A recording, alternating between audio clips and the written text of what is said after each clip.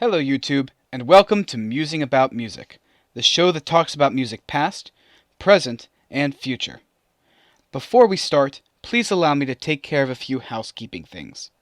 Unfortunately, the late published last week, and this week, is an omen of what's to come. I am starting a new job in February, and my animator is student teaching. With that in mind, we may have to slow down our output for a few of these transitional months. Yes, it is sad for YouTube, but it is good news for us. Anyway, yesterday, was January 26th, or Australia Day. So, we are going to take a look at some of the music that we got from Down Under. Before we begin, it is time for Lonely Fact, the part of the show where I take a fact from my research that I couldn't fit anywhere else in my script, and I ask you, the viewer, a trivia question. Today's question is kind of an easy one. What group from Australia tries to appeal to kids under the age of 10? Once again, I'll have the answer at the end of the video, so stay tuned for that. Last episode, we talked a little bit about Australian-born Iggy Azalea, among others. And if you wanted to see the whole thing, have a click over here. But let's start back at the beginning, as we look at some of the other groups and traditions from Australia through the years. A side note before we get started.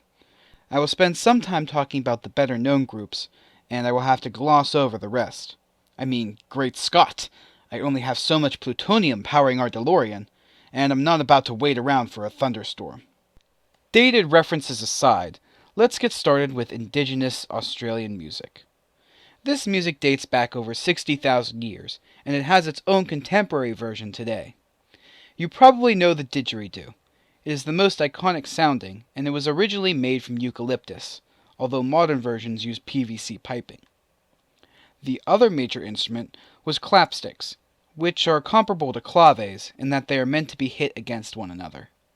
I'll leave a link over here so that you can listen to the tribal music for yourself. The contemporary takes on indigenous music use different modern genres as a template.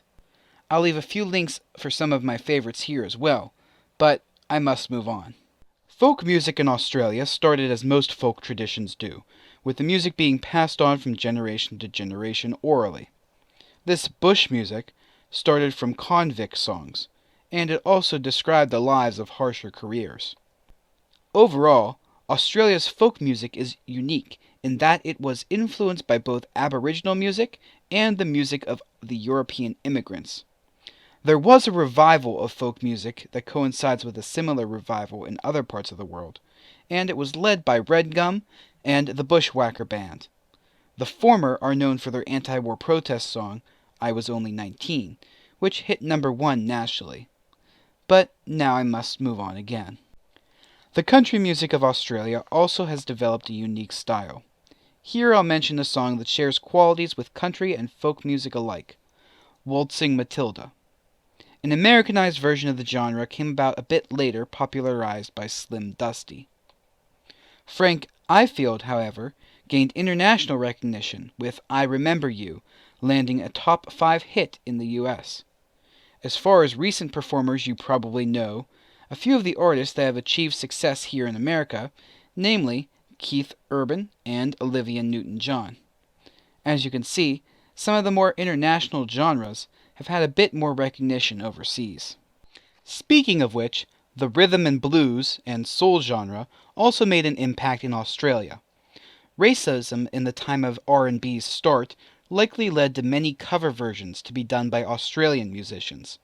Renee Geyer was one of the big names of the genre, being inducted into the Australian Recording Industries Association's Hall of Fame.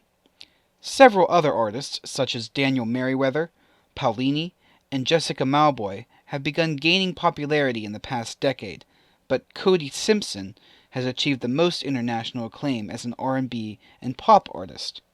I was going to keep going and discuss some of the rock groups, but in the interest of not overloading you with information today, we will get back to the second half of this next time on Musing About Music. Before I go, though, I will give you the answer to our trivia question of the day.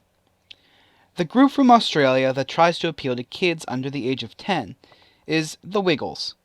I encourage you to look up some of their songs on your own. They are pretty awesome. For kids' songs, that is. I will see you all next time on Musing About Music, where we will finish our discussion of Australian music. Don't miss out! Make sure you subscribe to my channel.